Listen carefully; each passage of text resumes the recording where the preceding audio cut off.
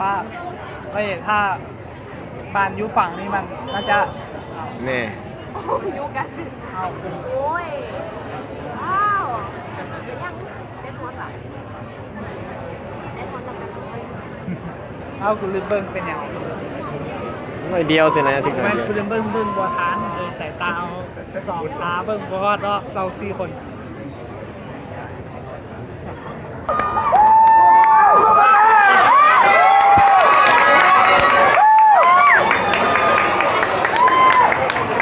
ก็บางขึ้นนำ1-0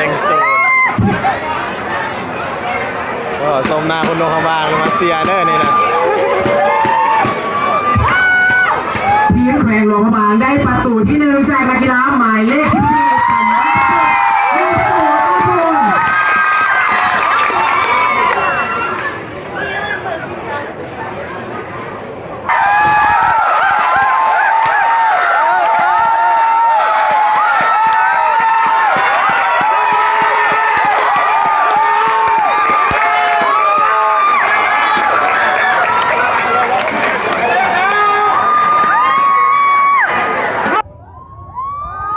ที่สามประตูที่3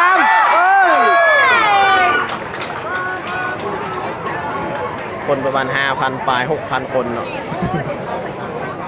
เกือบกลายครึ่งหมื่นมาแล้วคนนะ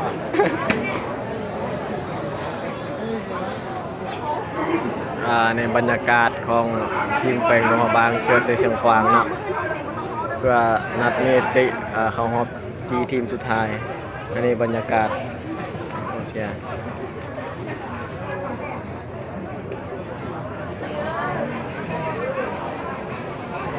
โอ้บริการผู้ชม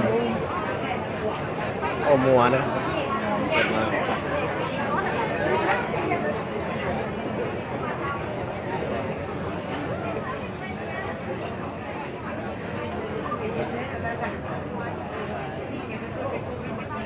จะเต็มทุกคนอัศจรรย์เต็ม